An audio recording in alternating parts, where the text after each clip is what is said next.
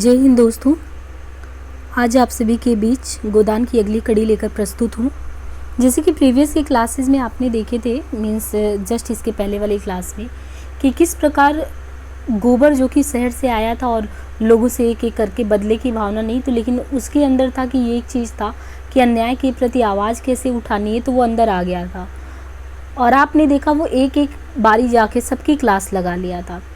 और ये क्लास वगैरह लगाने के बाद उसका मूड बना कि अब होली भी हो गया है, समाप्त, सब कुछ हो गया है, और थोड़ा बहुत नाराज़ भी था और उसे लगा कि अब गांव से शहर की तरफ मूव करना चाहिए।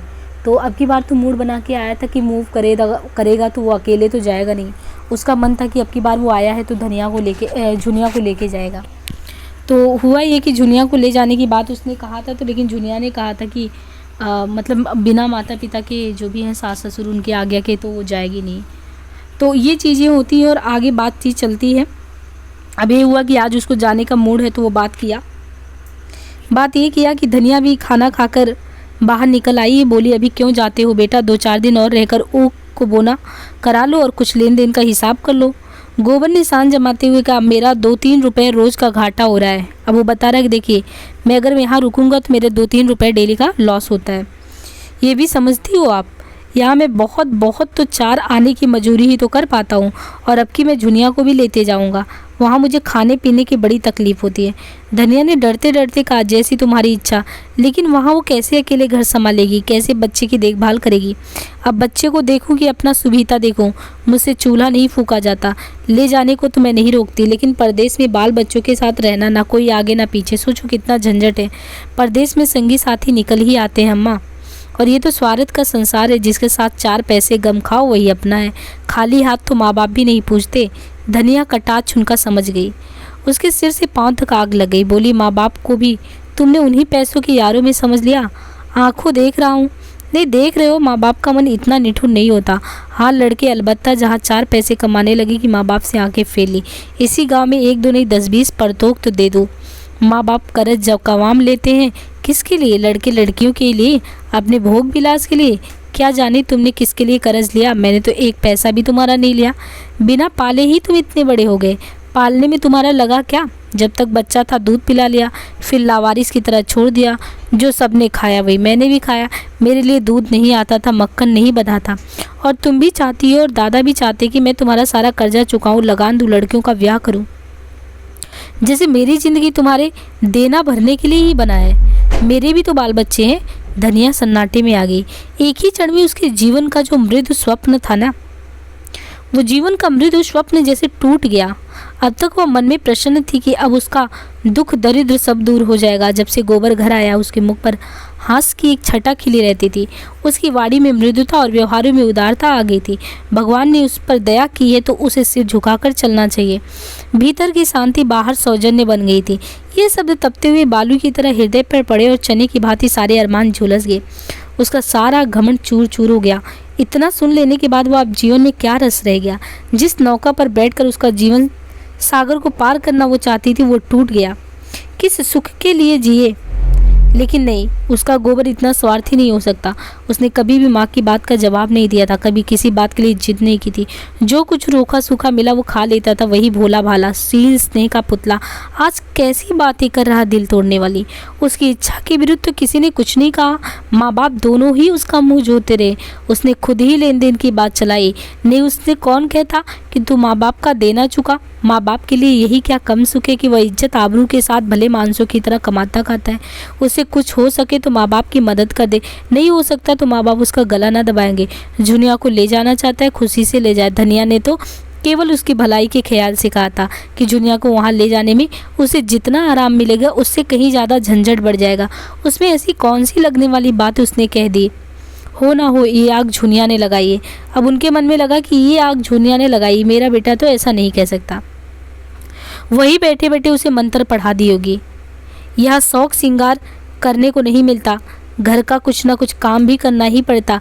वहाँ रुपए पैसे हाथ में आएंगे, मज़े से चिकना खाएंगी, चिकना पहनेंगी और टांगे फैलाकर सोएंगी। 2 आदमियों की रोटी पकाने में क्या लगता है, वहाँ तो पैसा चाहिए। सुना बाजार में पकी पकाई रोटियाँ भी मिल जाती। ये सारा उपद्रव उसी ने खड़ा किया होगा। शहर में कुछ दिन रह भी चुकी है ना, वहाँ का दाना पानी मुँह लगा हुआ होगा। यहाँ कोई पूछता नहीं था। ये भोंदू मिल गया, इसे फंसा लिया। जब यहाँ 5 महीने का पेट लेकर आई थी तब कैसी म्याऊं म्याऊं करती थी। तब यहाँ सरन अकेली मिली होती तो आज कहीं भीख मांगती होती। ये नेकी का बदला, इसी चुड़ैल के पीछे दाढ़ देना पड़ा। बिरादरी में बदनामी हुई, खेती टूट गई, सारी दुर्गत हुई। और आज ये चुड़ैल जिस पत्तल में खाती उसी में छेद कर रही है। पैसे देखे तो आँख हो गई, तभी ऐंठी ऐंठी फिरती है, मिजाज नहीं मिलता। आज लड़का 4 पैसे कमाने लगा है, न इतने दिन बात नहीं पूछी तो सास का पाँव दबाने के लिए तेल लिए दौड़ती थी। डाइन उसके जीवन की निधि को उसके हाथ से छीन लेना चाहती। दुखित स्वर में बोली, ये मंत्र तुम्हें कौन दे रहा है बेटा? तुम तो ऐसे नहीं थे। माँ बाप तुम्हारे ही हैं, बहनें तुम्हारी हैं, घर तुम्हारा ही है। यहाँ बाहर का कौन है? और हम क्या बहुत दिन बैठे रहेंगे? घर की मर्जाद बनाए रहोगे तो तुम्ही को सुख होगा। आदमी घर वालों के लिए ही धन कमाता है और किसी के लिए अपना पेट तो सूअर भी पाल लेता है। मैं नहीं जानती थी झुनिया नागिन बनकर हमी को डसेगी। अब उन्होंने नागिन कहा तो आ गया गोबर को गुस्सा। गोबर ने तिनक कर कहा, अम्मा नादान नहीं हो, झुनिया मुझे मंत्र पढ़ाएगी। तुम उसके नाहक कोस रही हो। तुम्हारी गृहस्थी का सारा बोझ मैं नहीं उठा सकता। मुझसे जो कुछ हो सकेगा तुम्हारी मदद कर दूंगा, लेकिन अपने पाँव में बेड़िया में नहीं डाल सकता। झुनिया भी कोठरी से निकल कर बोली, अम्मा जुलाहे का गुस्सा दाढ़ी पर न निकालो। कोई बच्चा नहीं है कि उन्हें फोड़ लूँगी। अपना अपना भला बुरा सब जानते हैं, सब समझते हैं। आदमी इसलिए नहीं जन्म लेता कि सारी उम्र तपस्या करता रहे और एक दिन खाली हाथ मर जाए। सब जिंदगी का कुछ ना कुछ सुख चाहते हैं, लालसा होती है हाथ में 5-4 पैसे हो। धनिया ने दांत पीस कर कहा, अच्छा जुनिया बहुत ज्ञान ना बघार, अब तू भी अपना भला बुरा सोचने योग्य हो गई है। जब यहाँ आकर मेरे पैरों पर सिर रखे रो रही थी तब अपना भला बुरा नहीं सूझा था। उस घड़ी हम भी अपना भला बुरा सोचने लगते तो आज तेरा कहीं का पता नहीं होता। उसके बाद संग्राम छिड़ गया। ताने मेहने गाली गलौज तुक्का फजीत सब हुआ। गोबर भी बीच बीच में डंक मारता रहा और लगातार आप देखिए इन लोगों के बीच फिर क्या हुआ। लड़ाई होने लगी। तब होरी ने आकर कहा, मैं तो तेरे पैर पड़ता हूँ धनिया, चुप रहो, मेरे मुंह में कालिक मत लगा। हाँ अभी मन ना भरा हो तो और सुन। धनिया फुकार मारकर फिर उठी। फिर संग्राम छिड़ गया। धनिया तर्क से झुनिया को छोटा मान ली। होरी ने व्यतीत करने से कहा, अच्छा वो छोटी नहीं है बड़ी सही। जो आदमी नहीं रहना चाहता क्या उसे बात कर रखेगी?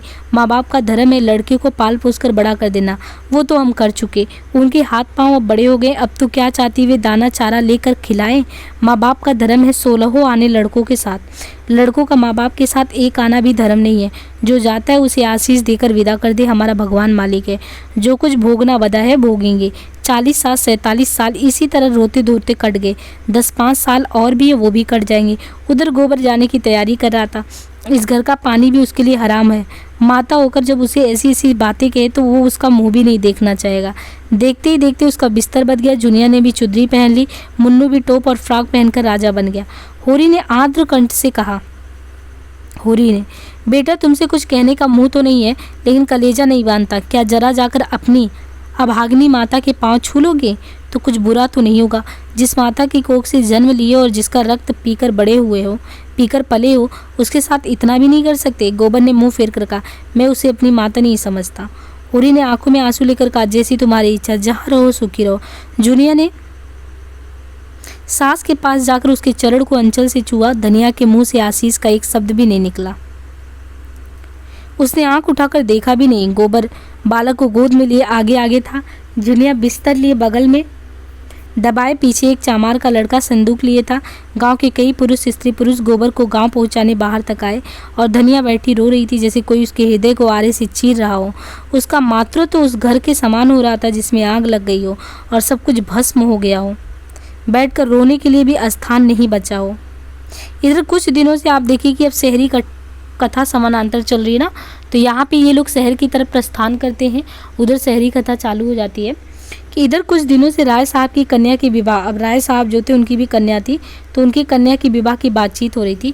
उसके साथ ही इलेक्शन भी सर पे आ गए थे, यानी कन्या की विवाह और इलेक्शन साथ साथ आ गए थे। मगर इन सबों से आवश्यक उन्हें दीवानी में एक मुकदमा दायर करना था जिसकी कोर्ट फीस ही 50,000 थी, ऊपर के खर्च अलग। राय साहब के साले जो अपनी रियासत के एकमात्र स्वामी थे, इन जवानी में मोटर लड़ जाने के कारण गत हो गए थे और राय साहब अपने कुमार पुत्रों, जो कुमार इनके पुत्र थे, उसकी ओर से उस रियासत पर अधिकार पाने के लिए कानून की शरण लेना चाहते थे। उनके चचेरे सालों ने रियासत पर कब्जा जमा लिया था और राय साहब को उसमें से कोई हिस्सा देने पर तैयार नहीं थे। राय साहब ने बहुत चाहा कि आपस में समझौता हो जाए और उनके चचेरे साले माकूल गुजारा लेकर हट जाएं। यहाँ तक कि वो उस रियासत की आधी आमदनी छोड़ने पर तैयार थे, मगर सालों ने किसी तरह का समझौता स्वीकार नहीं किया और केवल लाठी के जोर से रियासत में तहसील वसूल शुरू कर दी।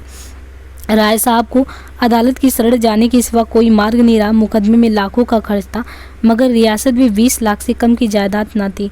वकीलों ने निश्चय रूप से ये कह दिया था कि आपकी शर्तियाँ डिग्री हो, ऐसा मौका कौन छोड़ सकता। मुश्किल यही था कि ये तीनों काम एक साथ आ पड़े थे और उन्हें किसी तरह टाला नहीं जा सकता था। कन्या की अवस्था भी हो रही थी और केवल हाथ में रुपए रहने के कारण तक उसका विवाह टल जाता था। खर्च का अनुमान 1 लाख का था। जिसके पास जाते वही बड़ा सा मुंह खोलता, मगर हाल में एक बड़ा अच्छा अवसर हाथ आ गया था। कुंवर दिग्विजय सिंह की पत्नी यक्षमा की भेंट हो चुकी थी और कुंवर साहब अपने उजड़े घर को जल्द से जल्द बसा लेना चाहते थे। सौदा भी वारे से तय हो गया और कहीं शिकार हाथ से निकल जाए, इसलिए इसी लगन में विवाह होना जरूरी था। कुंवर साहब दुर्वासनाओं के भंडार थे। शराब, गांजा, अफीम, मदक, मतलब सब कुछ। अय्यासी तो रईस की शोभा। वो रईस ही क्या जो अय्यास ना हो, ऐसा देखिए इनके बारे में कहा गया है। खुद ही प्रेमचंद जी ने कहा कि वो रईस ही क्या जो अय्यासी ना करे, धन का उपभोग और किया ही कैसे जाए। मगर इन सब दुर्गुणों के होते हुए भी वे ऐसे प्रतिभावान थे कि अच्छे अच्छे विद्वान उनका लोहा मानते थे। संगीत, नाट्य, हस्तकला में सब में निपुण थे। इसके साथ ही बड़े दबंग और निर्भीक भी थे। राष्ट्रीय आंदोलन में दिल खोलकर सहयोग देते थे। हाँ, गुप्त रूप से। अधिकारियों से ये बात छिपी नहीं थी, फिर भी उनकी बड़ी प्रतिष्ठा थी और साल में 1-2 बार गवर्नर साहब भी उनके मेहमान हो जाते थे। और अभी अवस्था 23-32 से ज़्यादा नहीं थी और स्वास्थ्य तो ऐसा था कि अकेले एक बकरा खाकर हजम कर दे। राय साहब ने समझा बिल्ली के भांगो छीका टूटा। अभी कुंवर साहब सोड़सी निवृत्त भी न हुए थे कि राय साहब ने बातचीत शुरू की। कुंवर साहब के लिए विवाह केवल अपना प्रभाव और शक्ति बढ़ाने का, देखिए कुंवर साहब को विवाह क्यों करना था, सिर्फ प्रभाव और शक्ति बढ़ाने का वो साधन था। राय साहब काउंसिल के मेंबर थे ही, यो भी प्रतिभाशाली थे। राष्ट्रीय संग्राम में अपने त्याग का परिचय देकर श्रद्धा के पात्र भी बन चुके थे। शादी तय होने में कोई बाधा तो नहीं थी और वो तय भी हो गई। रहा बात इलेक्शन वाला, तो ये सोने की हाशिया थी जिसे ना उगलते बनता था न निकलते। अब तक वो 2 बार निर्वाचित हो चुके थे और दोनों ही बार उन पर 1-1 लाख की चपत पड़ी थी। मगर अब की एक राजा साहब उसी इलाके से खड़े हो गए थे और डंके की चोट ऐलान कर दिए थे कि चाहे हर एक वोटर को 1-1 हज़ार क्यों ना देना पड़े, चाहे 50 लाख की रियासत मिट्टी में ना मिल जाए। मगर राय अमरपाल सिंह को काउंसिल में अगर देखा जाए तो राय अमरपाल सिंह को काउंसिल में नहीं जाने दूंगा। और उन्हें अधिकारियों ने अपनी सहायता का आश्वासन भी दे दिया था। राय साहब विचारशील थे, चतुर थे, अपना नफ़ा नुकसान समझते थे, मगर राजपूत भी थे और पोतड़ों के रईस थे। वो चुनौती पाकर मैदान से कैसे हट जाते, ये उनसे राजा सूर्य प्रताप सिंह ने आकर कहा होता। भाई साहब, आप तो 2 बार काउंसिल में जा चुके, अब कि मुझे जाने दीजिए, तो शायद राय साहब मान लेते। काउंसिल का माँ अब उन्हें नहीं था, मोह तो नहीं था उनको, लेकिन इस चुनौती के सामने ताल ठोकने के सिवाय और कोई राह भी नहीं था। एक मसलहत और भी थी। मिस्टर तनखा ने उन्हें विश्वास दिलाया था कि आप खड़े हो जाइए, पीछे राजा साहब बड़ी खुशी से 1 लाख दे देंगे आपको। मेरी उनसे बातचीत हो चुकी है, पर अब मालूम हुआ राजा साहब राय साहब को परास्त करने का गौरव नहीं छोड़ना चाहते और इसका मुख्य कारण था कि राय साहब की लड़की की शादी कुंवर साहब से ठीक होना। 2 प्रतिभाशाली घरानों का संयोग वो अपनी प्रतिष्ठा के लिए हानिकारक समझते थे। उधर राय साहब को ससुराली जायदाद मिलने की वो उम्मीद थी। राजा साहब के पहलू में एक कांटा भी बुरी तरह खटक रहा था कि कहीं वो जायदाद इन्हें मिल गया तो, और कानून राय साहब के पक्ष में था ही, तब तो राजा साहब का एक प्रतिद्वंदी खड़ा हो जाएगा। इसलिए उनका धर्म था कि राय साहब को कुचल डालें और उनकी प्रतिष्ठा धूल में मिला दे। बेचारे राय साहब बड़े संकट में नहीं पड़े तो उन्हें ये संदेह होने लगा था कि केवल अपना मतलब निकालने के लिए मिस्टर तनखा ने उन्हें धोखा दिया था। ये खबर मिली थी कि अब राजा साहब के पैरोकार हो गए हैं। ये राय साहब के घाव पर नमक था। उन्होंने कई बार तनखा को बुलाया था, मगर वो या तो घर पर मिलते ही नहीं थे या आने का वादा करके भूल जाते थे। आखिर आज खुद उनसे मिलने का इरादा करके वो उनके पास जा ही गए। संयोग से मिस्टर तनखा घर पर मिल गए, मगर राय साहब को पूरे घंटे भर उनकी प्रतीक्षा करनी पड़ी। ये वही मिस्टर तनखा है जो राय साहब के द्वार पर एक बार रोज़ हाजिरी दिया करते थे। आज इतना मिजाज इनका हो गया कि जले बैठे थे। जो ही मिस्टर तनखा सजे सजाए मुंह में सिगार दबाए कमरे में आए और हाथ बढ़ाया कि राय साहब ने बम गोला छोड़ दिया। मैं घंटे भर से यहाँ बैठा हुआ हूँ और आप निकलते निकलते अब निकले हैं। मैं इसे अपनी तौहीन समझता हूँ। मिस्टर तनखा ने एक सोफे पर बैठकर निश्चिंत भाव से धुआं उड़ाते हुए कहा, मुझे इसका खेद है, मैं एक ज़रूरी काम में लगा था, आपको फ़ोन करके मुझसे समय ठीक कर लेना चाहिए था, आग में घी पड़ गया। मगर राय साहब ने क्रोध को दबाया, वो लड़ने तो आए नहीं थे, इस अपमान को भी पी जाने का ही अवसर था। बोले, हाँ ये गलती हुई, आजकल आपको बहुत कम फुर्सत रहती है शायद। जी हाँ, बहुत कम, वरना मैं अवश्य आता। मैं उसी मामले के बारे में आपसे पूछने आया था, समझौता की तो कोई आशा नहीं मालूम होती, उधर तो जंग की तैयारियां बड़े जोरों से हो रही है। राजा साहब को तो आप जानते ही हैं। है कैसे? झक्कड़ आदमी, पूरे सन की कोई ना कोई धुन उन पर लगी ही रहती। आजकल यही धुन है कि राय साहब को नीचा दिखाकर और उन्हें जब तक धुन सवार रहेगी फिर किसी की तो सुनेंगे नहीं, चाहे कितना ही नुकसान उठाना पड़े। कोई 40 लाख का बोझ सिर पर है, फिर भी वही दमखम, वही अहल्ले तहल्ले।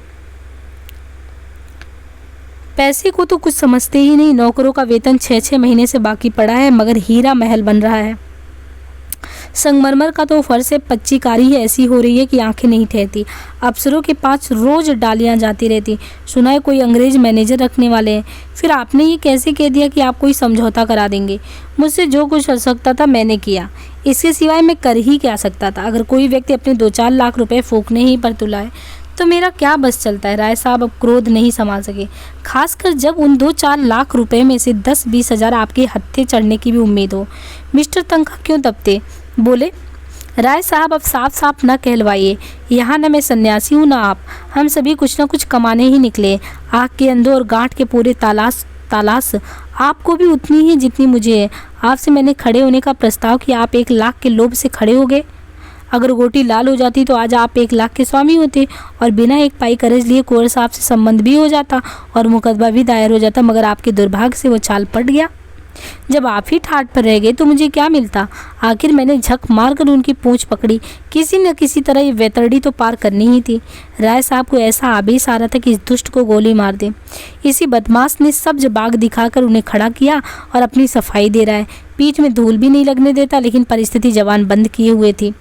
तो आप अब के लिए कुछ नहीं हो सकता? मतलब उन्होंने कहा, अब आपके लिए कुछ नहीं हो सकता, ऐसा ही समझिए। मैं 50,000 पर भी समझौता करने के तैयार हूँ। राजा साहब किसी तरह नहीं मानेंगे। 25,000 पर तो मान जाएंगे, कोई उम्मीद नहीं, वो साफ कह चुके। वो कह चुके हैं या आप कह रहे हो? आप मुझे झूठा समझते हैं? राय साहब ने विनम्र स्वर में कहा, मैं आपको झूठा नहीं समझता, लेकिन इतना ज़रूर समझता हूँ कि आप चाहते हो तो मामला हो जाता।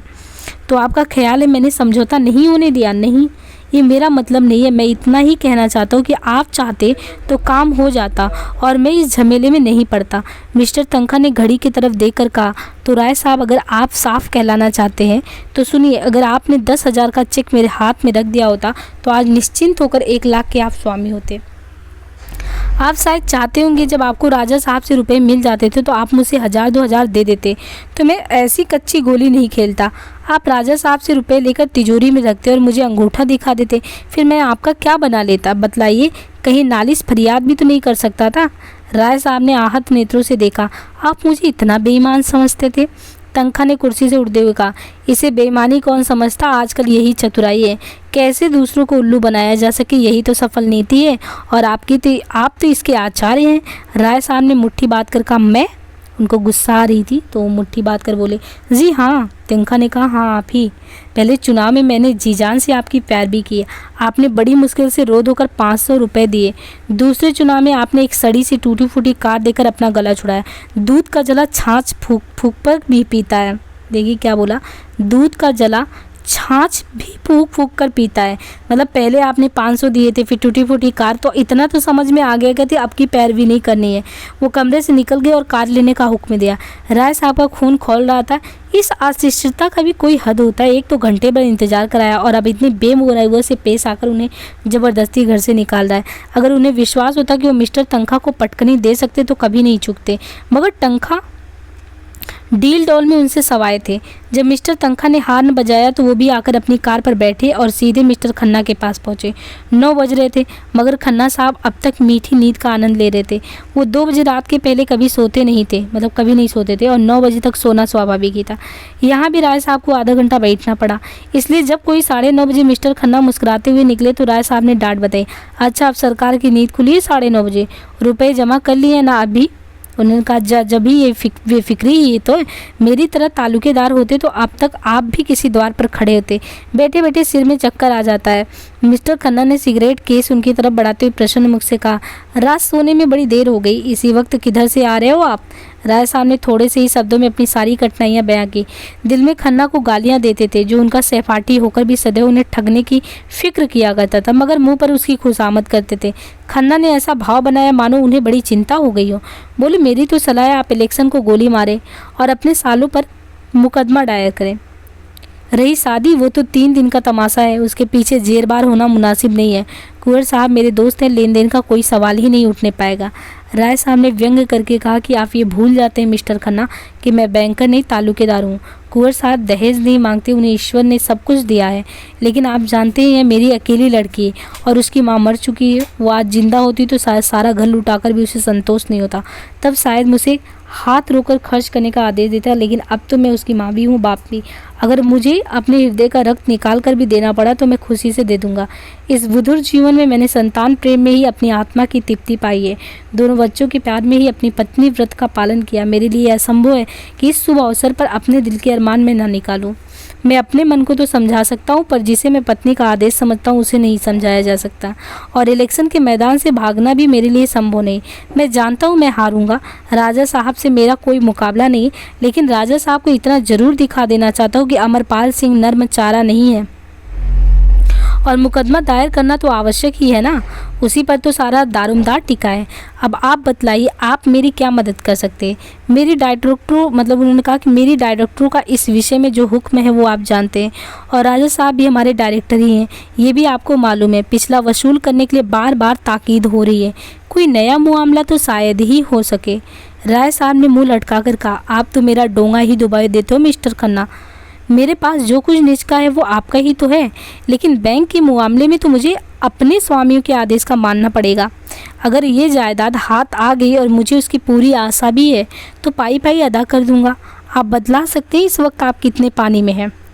राय साहब ने हिचकते हुए कहा, 5-6 लाख समझिए।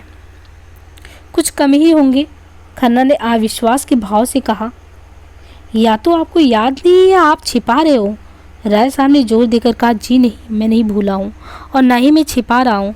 मेरी जायदाद इस वक्त कम से कम 50 लाख की है और ससुराल की जायदाद भी इससे कम नहीं है। इतनी जायदाद पर 10-5 लाख का बोझ कुछ नहीं के बराबर है। लेकिन ये आप कैसे कह सकते हैं कि ससुराल वाली जायदाद पर भी कर्ज नहीं है? जहाँ तक मुझे मालूम है वो जायदाद बेदाग है, और मुझे ये सूचना मिली कि उस जायदाद पर 10 लाख से कम का भार नहीं है। उस जायदाद पर तो अब कुछ मिलने से रहा, और आपकी जायदाद पर मेरे भी ख्याल में 10 लाख से कम देना नहीं, और वो जायदाद आप 50 लाख की नहीं, मुश्किल से 25 समझिए। इस दशा में कोई बैंक आपको कर्ज नहीं दे सकता। यूँ समझ लीजिए कि आप ज्वालामुखी के मुख पर खड़े एक हल्की सी ठोकर आपको पाताल में पहुँचा सकती है। आपको इस मौके पर बहुत संभल कर चलना चाहिए। राय साहब ने उनका हाथ अपनी तरफ खींचकर कहा, ये सब मैं खूब समझता हूँ मित्रवर, लेकिन जीवन की ट्रेजेडी और सेवा के क्या करूँ? आपकी आत्मा जो काम करना नहीं चाहती वो आपको करना पड़ता है। आपको इस मौके पर मेरे लिए कम से कम 2 लाख का इंतजाम करना पड़ेगा। खन्ना ने लंबी सांस लेकर कहा, भाई। उन्होंने कहा, माय गॉड, 2 लाख असंभव, बिल्कुल असंभव। मैं तुम्हारे द्वार पर सर पटक कर प्राण दे दूंगा। खन्ना, इतना समझ लो, मैंने तुम्हारे ही भरोसे सारे प्रोग्राम बांधे हैं। अगर तुमने निराश कर दिया तो शायद मुझे जहर खा लेना पड़े। मैं सूर्य प्रताप सिंह के सामने घुटने नहीं टेक सकता। कन्या का विवाह भी 2-4 महीने टल सकता है। मुकदमा दायर करने के लिए अभी काफ़ी वक्त है, लेकिन ये इलेक्शन सिर पर आ गया है और मुझे सबसे बड़ी फिक्र तो यही है। खन्ना ने चकित होकर कहा, तो आप इलेक्शन में 2 लाख लगा देंगे? इलेक्शन का सवाल नहीं है भाई, ये इज्जत का सवाल है। क्या आपकी राय में मेरी इज्जत 2 लाख की भी नहीं है? मेरी सारी रियासत बिक जाए गम नहीं, मगर सूर्य प्रताप सिंह को मैं आसानी से विजय नहीं पाने दूंगा। खन्ना ने 1 मिनट से धुआं निकालने के बाद कहा, बैंक की जो स्थिति वो मैंने आपको अपने सामने मतलब आपके सामने रख दी। बैंक ने एक तरह से लेन देन का काम बंद कर दिया है। मैं कोशिश करूंगा कि आपके साथ खास रियायत की जाए, लेकिन ये आप जानते हैं। पर मेरा कमीशन क्या रहेगा? मुझे आपके लिए खास तौर पर सिफारिश करनी पड़ेगी। राजा साहब का अन्य डायरेक्टरों पर कितना प्रभाव है ये तो आप जानते ही हो। मुझे उनके खिलाफ गुटबंदी करनी पड़ेगी। यूँ समझ लीजिए कि मेरी जिम्मेदारी पर ही मामला होगा। राय साहब का मुंह गिर गया। खन्ना उनके अंतरंग मित्रों में से एक थे। साथ के पढ़े हुए थे, साथ के बैठने वाले थे और यहाँ उनसे कमीशन की उम्मीद रखते थे। इतने बेमुरवत, आखिर वो जो इतने दिनों से खन्ना की खुशामद करते थे वो किस दिन के लिए? बाग में फल निकले, साग भाजी पैदा हो, सबसे पहले खन्ना के पास डाली भेजते थे। कोई उत्सव हो, कोई जलसा हो, सबसे पहले खन्ना को निमंत्रण। ये उसका जवाब इन्होंने ऐसे दिया। उदास मन से बोले, आपकी जो अच्छा हो, लेकिन मैं आपको अपना भाई समझता था। खन्ना ने कृतज्ञता के भाव से कहा, ये आपकी कृपा है, मैंने भी सदैव आपको अपना बड़ा भाई समझा है और अब भी समझता हूँ। कभी आपसे कोई पादर तो बताया कि कभी पदार नहीं रखा, लेकिन व्यापार एक दूसरा क्षेत्र है। यहाँ कोई किसी का दोस्त नहीं, किसी का कोई भाई नहीं होता। देखिए एक चीज़ है कि बताया है हर एक चीज़ का अपना वो होता है। व्यापार ऐसी चीज़ है जिसमें आपने बताया कि व्यापार एक ऐसा क्षेत्र है जहाँ पे कोई आपसे कोई पदार नहीं रखता, लेकिन व्यापार एक दूसरा क्षेत्र है। यहाँ कोई किसी का दोस्त नहीं, किसी का भाई नहीं है। जिस तरह मैं भाई के नाते आपसे ये नहीं कह सकता कि मुझे दूसरों से ज़्यादा कमीशन दीजिए, उसी तरह आपको भी मेरे कमीशन में रियायत के लिए आग्रह नहीं करना चाहिए। मैं आपको विश्वास दिलाता हूँ कि मैं जितनी रियायत आपके साथ कर सकता हूँ उतना करूँगा। कल आप दफ्तर के वक्त आए और लिखा पढ़ी कर लें, बस बिजनेस ख़त्म। आपने कुछ और सुना? उन्होंने कहा कि बस बिजनेस ख़त्म, और क्या आपने कुछ और सुना? तो मेहता साहब आजकल मालती पर बेतरह रीझे हुए हैं, सारी फिलॉसफी उनकी निकल गई है। दिन में 1-2 बार तो हाजिरी दे ही आते हैं उनके पास, और शाम को अक्सर दोनों साथ साथ सैर करने निकलते। ये तो मेरी ही शान थी कि कभी मालती के द्वार पर सलामी करने नहीं गया। शायद आप उसी की कसर निकाल रही है। कहाँ तो ये हाल था कि जो कुछ है मिस्टर खन्ना है, कोई काम होता तो खन्ना के पास आती, जब रुपए की ज़रूरत पड़ती तो खन्ना के नाम पुरजा जाता, और कहाँ आप मुझे देखकर मुंह फेर लेते। मैंने खास उन्हीं के लिए फ्रांस से एक घड़ी मंगवाई थी, बड़े शौक से लेकर गया, मगर नहीं ली। अभी कल मेयो की डाली भेजी थी, कश्मीर से मंगवाए थे, वापस कर दी। मुझे तो आश्चर्य होता कि आदमी इतनी जल्दी कैसे बदल जाता है। राय साहब मन में तो उनकी बेकदरी पर खुश हुए, पर सहानुभूति दिखाकर बोले, अगर ये भी मान ले कि मेहता से उसका प्रेम हो गया तो भी व्यवहार तोड़ने का कोई कारण नहीं। खन्ना व्यथित स्वर में बोले, यही तो रंज है भाई साहब। यहाँ तो मैं शुरू से जानता था कि वो मेरे हाथ नहीं आ सकती। मैं आपसे सत्य कहता हूँ, मैं कभी इस धोखे में नहीं पड़ा कि मालती को मुझसे प्रेम है। प्रेम जैसी चीज़ उनसे मिल सकती है, इसकी मैंने कभी उम्मीद भी नहीं की। मैं तो केवल उनके रूप का पुजारी था। सांप में विष ये जानते हुए भी हम उसे दूध पिलाते थे। तोते से ज़्यादा निठुर जीव और कौन होगा, लेकिन केवल उसके रूप और वाड़ी पर मुग्ध होकर लोग उसे पालते हैं और सोने के पिंजरे में रखते हैं। मेरे लिए भी मालती उसी तोते के समान थी। अफसोस यही है कि मैं पहले क्यों नहीं चेत गया। इसके पीछे मैंने अपने हज़ारों रुपए बर्बाद कर दिए भाई साहब। जब उसका रुक्का पहुंचा मैंने तुरंत रुपए भेजे। मेरी कार आज भी उसकी सवारी में है। उसके पीछे मैंने घर चौपट कर दिया भाई साहब। हृदय में जितना रस था वह ऊसर की ओर इतने बेग से दौड़ा कि दूसरी तरफ का उद्यान बिल्कुल सूखा रह गया। बरसों हो गए मैंने गोविंदी से दिल खोलकर बात नहीं की। उसकी सेवा और स्नेह और त्याग से मुझे उसी तरह अरुचि हो गई जैसे अजीर्ण के रोगी को मोहन भोग से हो जाती है। मालती मुझे उसी तरह से नचाती थी जैसे मदारी बंदर को नचाता था। देखिए अब इनके भेजे में सब कुछ आ रहा है कि मालती इनको ऐसे ही नचाती थी जैसे मदारी बंदर को, और मैं खुशी से नाचता भी था। वो मेरा अपमान करती थी और मैं खुशी से हंसता था। वो मुझ पर शासन करती थी और मैं सिर झुकाता था। उसने मुझे कभी भी मुँह नहीं लगाया, और मैं ये स्वीकार करता हूँ उसने मुझे कभी प्रोत्साहन नहीं दिया, ये भी सत्य। फिर भी मैं पतंग की भांति उसके मुख दीप पर प्राण देते फिरता था, और अब वो मुझसे शिष्टाचार का व्यवहार भी नहीं कर सकती। लेकिन भाई साहब मैं कह देता हूँ कि खन्ना चुप बैठने वाला आदमी नहीं है। उसके पुर्जे मेरे पास सुरक्षित है। मैं उससे एक एक पाई वसूल कर लूँगा, और डॉक्टर मेहता को तो मैं लखनऊ से निकाल कर दम लूँगा। उनका रहना यहाँ असंभव कर दूँगा। उसी वक्त हार्न की आवाज़ आई और एक क्षण में मिस्टर मेहता आकर खड़े हुए। गोरा चिट्टा रंग, श्वास की लालिमा, गालों पर चमकती हुई नीची अचकन चूड़ीदार पजामा वगैरह सौम्यता के देवता से लगते थे। खन्ना ने उठकर हाथ मिलाया। आइए मिस्टर मेहता, आप ही का जिक्र होता। मेहता ने दोनों सज्जनों से हाथ मिलाकर कहा, बड़ी अच्छी साइड में घर से चला था कि आप दोनों साहबों से एक ही जगह भेंट हो गई।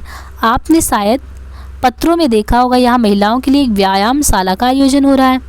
मिस मालती उस कमेटी की सभा नेत्री हैं। अनुमान किया गया है कि साला में 2 लाख रुपए लगेंगे। नगर में उनकी कितनी ज़रूरत है ये आप लोग मुझसे ज़्यादा जानते हैं। मैं चाहता हूँ आप दोनों साहबों का नाम सबसे ऊपर हो। मिस मालती खुद आने वाली थी, पर आज उनके फादर की तबीयत अच्छी नहीं है, इसलिए नहीं आ पाई। उन्होंने चंदे की सूची राय साहब के हाथ में रख दी। पहला नाम राजा सूर्य प्रताप सिंह का था, जिसने सामने 5,000 रुपये की रकम रख दी है। उसके बाद कुंवर दिग्विजय सिंह के 3,000 थे। इसके बाद और कई रकमें इतनी ही कुछ कम थी। मालती ने 500 रुपये दिए थे और डॉक्टर मेहता ने 1,000 रुपये। राय साहब ने अप्रतिभ होकर कहा, कोई 40,000 तो आप लोगों ने फटकार लिए। मेहता ने गर्व से कहा, ये सब आप लोगों की दया है और ये केवल 3 घंटों का परिश्रम है। राजा सूर्य प्रताप सिंह ने शायद ही किसी सार्वजनिक कार्य में भाग लिया हो, पर आज तो उन्होंने बेकहे सुने चेक लिख दिया। देश में जागृति है, जनता किसी भी शुभ काम में सहयोग देने के लिए तैयार है, केवल उसे विश्वास होना चाहिए कि उसके दान का सदव्यय होगा। आपसे तो मुझे बड़ी उम्मीद है मिस्टर खन्ना। खन्ना ने उपेक्षा भाव से कहा, मैं ऐसे फजूल के कामों में खर्च नहीं करता या नहीं पड़ता। न जाने आप लोग पश्चिम की गुलामी में कहाँ तक जाएंगे। यूं ही महिलाओं को घर से अरुचि हो रही है, व्यायाम की धुन सवार हो गई तो कहीं की नहीं रहेंगी। जो औरत घर का काम करती है उसके लिए किसी व्यायाम की ज़रूरत नहीं, और जो घर का कोई काम नहीं करता केवल भोग विलास में रहता है उसके लिए तो व्यायाम के लिए चंदा देने में मैं अधर्म समझता हूँ। मेहता जरा भी निरुत्साह नहीं हुए। ऐसी दशा में मैं आपसे कुछ मांगूंगा भी नहीं। जिस आयोजन में हमें विश्वास ना हो उसमें किसी तरह की मदद देना वास्तव में अधर्म ही है। आप तो मिस्टर खन्ना से सहमत हैं ना राय साहब? राय साहब में गहरी चिंता में डूबे हुए थे। सूर्य प्रताप के 5,000 उन्हें हतोत्साहित किए डालते। चौकर बोले, आपने मुझसे कुछ कहा? मैंने कहा, आप तो इस आयोजन में सहयोग देना अधर्म नहीं समझते। जिस काम में आप शरीक हैं वो धर्म है या अधर्म, इसकी मैं परवाह नहीं करता। मैं चाहता हूँ आप खुद विचार करें और अगर आप इस आयोजन को समाज के लिए उपयोगी समझते तो सहयोग दें। मिस्टर खन्ना की नीति मुझे बहुत पसंद आई। खन्ना बोले, मैं तो साफ ही कहता हूँ और इसलिए बदनाम हूँ। राय साहब ने दुर्बल मुस्कान के साथ कहा, मैं तो विचार करने की शक्ति नहीं है। मतलब उन्होंने कहा, मुझ में तो विचार करने की शक्ति नहीं है। सज्जनों के पीछे चलना ही मैं अपना धर्म समझता हूँ। तो लिखिए कोई अच्छी रकम, जो कहिए वो लिख दूँ, जो आपकी इच्छा हो। तो 2,000 से कम क्या लिखिएगा? राय साहब ने आहत स्वर में कहा, आपकी निगाह में मेरी बस यही हैसियत है? उन्होंने कलम उठाया और अपना नाम लेकर उसके सामने 5,000 लिख दिया। मेहता ने सूची उनके हाथ से ले ली, मगर उन्हें इतनी ग्लानि हुई कि राय साहब को धन्यवाद देना भी भूल गए। राय साहब को चंदे की सूची दिखाकर उन्होंने बड़ा अनर्थ किया। ये सूल उन्हें व्यथित करने लगा। मिस्टर खन्ना ने राय साहब को दया और उपहास की दृष्टि देखा, मानो कह रहे हो, कितने बड़े गधे हो तुम। सहसा मेहता राय साहब की गले लिपट गया और उन्मुक्त कंठ से बोले, 3 चेरिस फयर साहिब, हिप हिप हुर्रा। खन्ना ने खिसिया कर कहा, ये लोग राजे महाराजे ठहरे, इन कामों में दान न दे तो कौन देगा? मेहता बोले, मैं तो आपको राजाओं का राजा समझता हूँ, आप उन पर शासन करते, उनकी कोठी आपके हाथ में। राय साहब प्रसन्न हो गए। ये आपने बड़े मौके की बात कही मेहता जी। हम नामक के उन्होंने कहा कि देखिए, हम तो ठहरे नाम के राजा और असली राजा तो हमारे बैंकर हैं जो लूट रहे हैं। मेहता ने खन्ना की खुशामद की पहलू अख्तियार किया। मुझे आपसे कोई शिकायत नहीं है खन्ना जी, आप अभी काम में नहीं शरीक होना चाहते मत होइए। लक्ष्मीपतियों की बदौलत ही हमारी बड़ी बड़ी संस्थाएं चलती हैं। राष्ट्रीय आंदोलन को 2-3 साल तक इतनी धूमधाम से चला है। इतनी धर्मशालाएं, इतनी पाठशालाएं कौन बनवा रहा है? आज संसार का शासन सूत्र बैंकरों के हाथ में है, सरकार उनके हाथ का खिलौना है। मैं भी आपसे निराश नहीं हूँ। जो व्यक्ति राष्ट्र के लिए जेल जा सकता है उसके लिए 2-4 हज़ार खर्च कर देना कोई बड़ी बात तो नहीं है। हमने तय किया है इस साला का बुनियादी पत्थर गोविंदी देवी के हाथों से रखा जाएगा। मतलब उन्होंने कहा कि तय किया है गोविंदी देवी के हाथों से रखा जाएगा। हम दोनों शीघ्र ही गवर्नर साहब से भी मिलेंगे और मुझे विश्वास है कि हमें उनकी सहायता मिलेगी। लेडी विल्सन को महिला आंदोलन से कितना प्रेम है और आप जानते ही हैं राजा साहब की और अन्य सज्जन को भी राय थी कि लेडी विल्सन से बुनियाद रखवाई जाए, लेकिन अंत में यही निश्चय हुआ कि ये शुभ काम किसी अपनी बहन के हाथों होना चाहिए। आप कम से कम इस अवसर पर आएंगे तो ना जरूर? खन्ना ने उपहास किया, हाँ, जब लाइव विल्सन आएंगे तो मेरा पहुंचना जरूरी है। इस तरह आप बहुत से रईसों को फांस लेंगे। आप लोगों के लटके खूब सूझते हैं और हमारे रईस हैं भी इस लायक उन्हें उल्लू बनाकर मूड़ा लिया जाए। जब धन ज़रूरत से ज़्यादा हो जाए, अब देखिए तंज करें, जब धन ज़रूरत से ज़्यादा हो जाता है तो अपने लिए निकाल का मार्ग खोजता है। यो ना निकल पाएगा तो जुए में जाएगा या घुड़दौड़ में जाएगा, ये ईंट पत्थर में जाएगा या यासी में जाएगा। 11 का अमल था। खन्ना साहब के दफ्तर का समय आ गया। मेहता चले गए। राय साहब भी उठे कि खन्ना ने उनका हाथ पकड़कर बैठा लिया। नहीं, आप जरा बैठिए, आप देख रहे हो मेहता ने मुझे इस तरह बुरी तरह फंसा दिया है कि निकलने का कोई रास्ता ही नहीं है। गोविंदी से बुनियाद का पत्थर रखवाएंगे। ऐसी दशा में मेरा अलग रहना हास्यास्पद है या नहीं? गोविंदी कैसे राजी होगी मेरी समझ में नहीं आता और मालती ने कैसे उसे सहन कर लिया, ये समझना और भी कठिन है। आपको क्या ख्याल है, इसमें कोई रहस्य है कि नहीं? राय साहब ने आत्मीयता जताई। ऐसे मामले में स्त्री को हमेशा पुरुष से सलाह ले लेनी चाहिए। खन्ना ने राय साहब को धन्यवाद की आंखों से देखा। इन्हीं बातों पर गोविंदी से तो मेरा जी जलता है और उस पर मुझे को लोग बुरा कहते हैं। आप ही ज़रा सोचिए, मुझे इन झगड़ों से क्या मतलब। इनमें तो वो पड़े जिनके पास फालतू रुपया हो, फालतू समय और नाम का हवस हो। होना यही कि 2-4 माह से सेक्रेटरी और अंडर सेक्रेटरी और प्रधान और उप प्रधान बनकर अफसरों की दावतें देंगे, उनकी कृपा पात्र बनेंगे और यूनिवर्सिटी के छोकरियों का जमा करके विहार करेंगे। व्यायाम तो केवल दिखाने के दांत है। ऐसी संस्था में हमेशा यही होता और यही होगा और उल्लू बनेंगे हम, हमारे भाई जो धनी कहलाते। और ये सब गोविंदी के कारण। वे एक बार कुर्सी से उठे और फिर बैठ गए। गोविंदी के प्रति उनका क्रोध प्रचंड होता जाता था। उन्हें हाथों से सिर को संभाल कर, मैं नहीं समझता मुझे क्या करना चाहिए। राय साहब ने ठकुर सुहाती की।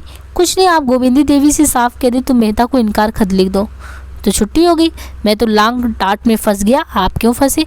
खन्ना ने एक क्षण इस प्रस्ताव पर विचार कर किया, लेकिन सोचिए कितना मुश्किल काम है। लेडी विल्सन से इसका जिक्र आ चुका होगा, सारे शहर में खबर फैल गई होगी और शायद आज पत्रों में भी निकल जाए। ये सब मालती की शरारत है, उसी ने मुझे जिच करने को ये ढंग निकाला होगा। हाँ, मालूम थे ये होता को मुझे जलील करना चाहती है। आप शिलान्यास के एक दिन पहले बाहर चले जाइएगा। मुश्किल है राय साहब, कहीं मुंह दिखाने की जगह नहीं रहेगा। उस दिन तो मुझे हैजा भी हो जाए तो वहाँ जाना पड़ेगा। राय साहब आशा बांधे हुए कल आने का वादा करके ज्यों ही निकले कि खन्ना ने अंदर जाकर गोविंदी को आड़े हाथ लिया।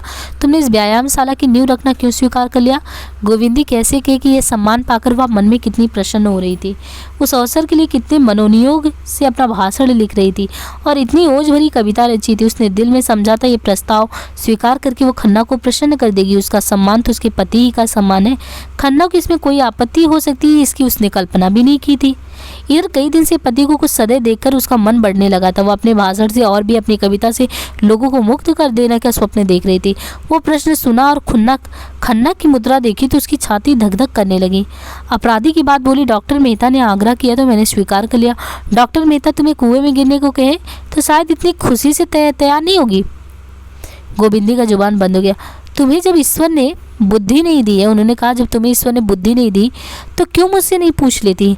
मेहता और मालती दोनों ये चाल चलकर मुझसे 2-4 ऐंठना चाहते हैं और मैंने ठान लिया कि कौड़ी भी नहीं दूंगा। तुम आज ही मेहता को इनकारी खत लिख दो। गोविंदी ने एक क्षण सोचकर कहा, तो तुम ही लिख दो ना। मैं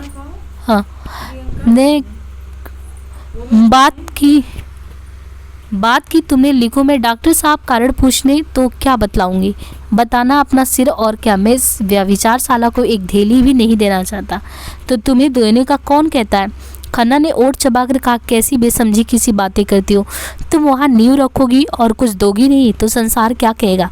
गोविंदी ने जैसे संगीन की नोक पर कहा, अच्छी बात है, लिख दूंगी। आज ही लिखना होगा। कह तो दिया, लिख दूंगी।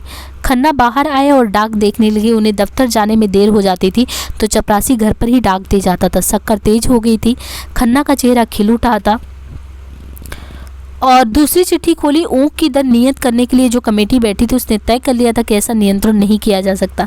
धत तेरी की, वो पहले ही बात कह रही थी कि पर इस अग्निहोत्री ने गुल मचाकर जबरदस्ती कमेटी उठे। आखिर बचा के मुंह पर थप्पड़ लगा। ये मिल वालों और किसानों के बीच का मामला था, सरकार इसमें दखल देने वाली कौन होती? सहसा मिस मालती कार से उतरी, कमल की भांति खिली, दीपक की भांति। अब देखिए उनके